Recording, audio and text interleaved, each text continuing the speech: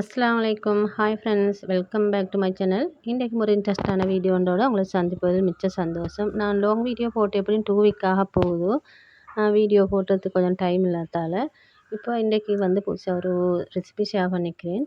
அந்த ரெசிபி என்னென்னா, நீங்கள் டின்னருக்கு பிரேக்ஃபாஸ்ட்டுக்கு யோசிக்கவே தேவையில்ல. இந்த ஒரு ரெசிபி நீங்கள் செஞ்சு பாருங்கள். உண்மையில நல்லா டேஸ்ட்டாக இருக்கும். உங்களுக்கு வேலையும் இலகுவாக இருக்கும்.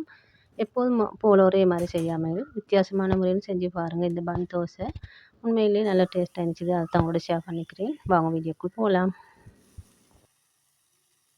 இந்த பன் தோசை செய்கிறதுக்கு வந்து நீங்கள் பச்சரிசியை ஒரு 2 கப் அளவு எடுத்து 3-4 மணி நேரம் நல்லா ஊற வச்சு எடுத்துக்கணும். ஊற வச்சு எடுத்தால் தான் நீங்கள் ஒரு மிக்ஸி ஜாருக்கு மாற்றிக்கணும். ஏன்னா இதை நாங்கள் அரைச்சி தான் எடுத்துக்க போகிறோம். அதோடு வந்து 1 கப்பு தேங்காய் துருவல், அதோட 1 கப் வந்து சமைத்த சோறும் எடுத்துக்கணும். இப்போ இதை வந்து 2 அளவில் நான் வந்து அரைச்சி எடுத்துக்க போகிறேன். ஒரே முறையில் அரைச்சி எடுத்துக்காமக்கி, ஏன்னா மிக்ஸி ஜாரு ஒரு சின்னதானதால்.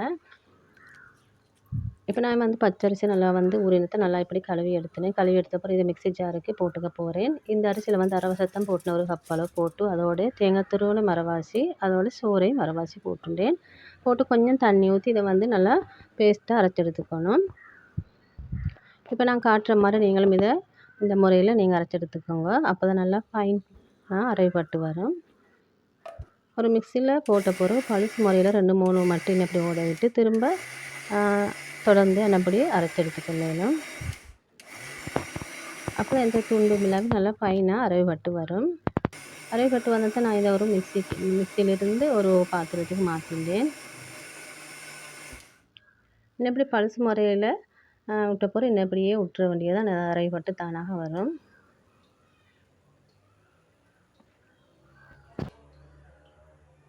நாங்கள் இப்போ அரைச்சதை வந்து மிக்சியிலேருந்து ஒரு பவுலுக்கு மாற்றிக்கணும்.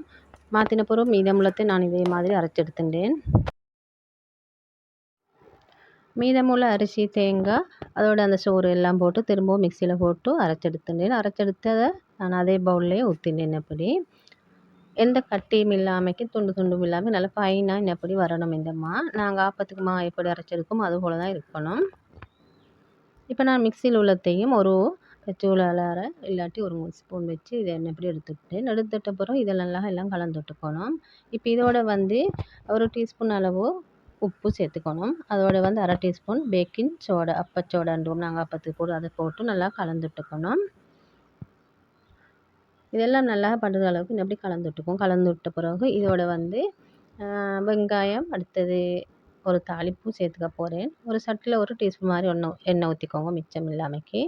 அதோட ஒரு வெங்காயத்தை சின்னதாக பாக்ஸ் ஷேப்பில் நல்லா கட் பண்ணி வச்சுக்கோங்க. அதோட ஒரு பச்சை மிளகாய் காரத்துக்கு ஏற்ப உங்களுக்கு சேர்த்துக்கொள்ளலாம். சின்னவங்கலேருந்து அதை ஸ்கிப் பண்ணுங்க. அதோட வந்து கருவேப்பிலை ஒரு கொத்து சின்னதாக அதையும் நறுக்கி போட்டுக்கோங்க. போட்ட பிறகு இதை நல்லா வதங்க விடணும். வதங்கி வந்த பிறகு இதோட சேர்த்துக்கொள்ளலாம். நல்லா கோல்டன் ப்ரௌன் கலர் வந்தப்போ இந்த மாவோடு சேர்த்து நல்லா கலந்துவிட்டு ஒரு 10 நிமிஷம் மட்டும் மூடி போட்டு அப்படியே மூடி வச்சிட வேண்டியதுதான். ஒரு 10 நிமிஷத்துக்கு பிறகு தான் இந்த பன் தோசை நான் செஞ்சு எடுத்துக்க போகிறேன். நான் வந்து இது அன்றைக்கி நான் டின்னருக்கு தான் செஞ்சேன். உங்களுக்கு பிரேக்ஃபாஸ்ட்டுக்கு அப்படி செஞ்சு எடுத்துக்கொள்ளலாம். உங்களுக்கு ஆப்பம் சுடுற சட்டி எடுத்துக்கொள்ளலாம், இல்லாட்டி நான்ஸ்டிக் சட்டி ஒன்று எடுத்துக்கோங்க. இப்படி கொஞ்சமாக எண்ணெய் ஊற்றிக்கோங்க, மிச்சம் ஊற்றிடுவான அந்த சட்டியில் படுகிற அளவுக்கு ஊற்றின பிறகு நல்லா ஃப்ளேமை நல்லா லோ ஃப்ளேமுக்கு வச்சுக்கோங்க. வச்ச பிறகு புளிக்கரண்டி ஒன்று எடுத்து 1/2 கரண்டி மட்டும் இன்னப்படி ஊற்றிக்கணும். ஊற்றி மூடி போட்டு வேக வச்சிடணும். இது வெந்து வரிசையில் நீங்கள் வந்து நல்லா நெருப்பை குறைச்சிக்கணும். நெருப்புண்டு அந்த நடு பேனர் பத்துற அளவுக்கு வச்சுக்கோங்க. இந்த சேனலை புதுசாக பார்க்குற மறக்காமல் சப்ஸ்கிரைப் பண்ணிக்கோங்க. இன்னும் ஒரு வீடியோ உங்களுக்கு யூஸ்ஃபுல்லான வீடியோவும் வரப்போகுது.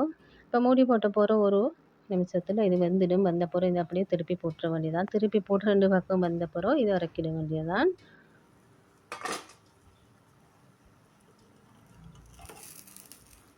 இது வந்து வரது நல்லா பன் மாதிரி வரும் இந்த தோசை. உங்களுக்கு வீடியோவிலே பார்க்க சரி விளங்கினபடி.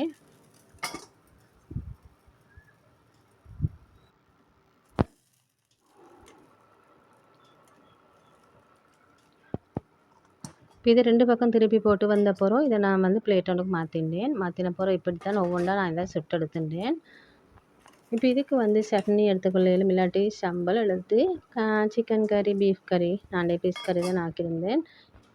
இப்போ அதோட தொட்டு சாப்பிட்றதுக்கு நல்லா இருக்கும். இல்லைன்னா உங்களுக்கு தேங்காய் சம்பல் அதுவும் நல்லா இந்த பன் தோசையோடு சாப்பிட்றதுக்கு. உங்களுக்கு டக்குன்னு இந்த பன் தோசை உங்களுக்கு செஞ்சு எடுத்துக்கொள்ளலாம். நான் காட்டுற மாதிரி இந்த அளவில் நீங்கள் சேர்த்துக்கோங்க.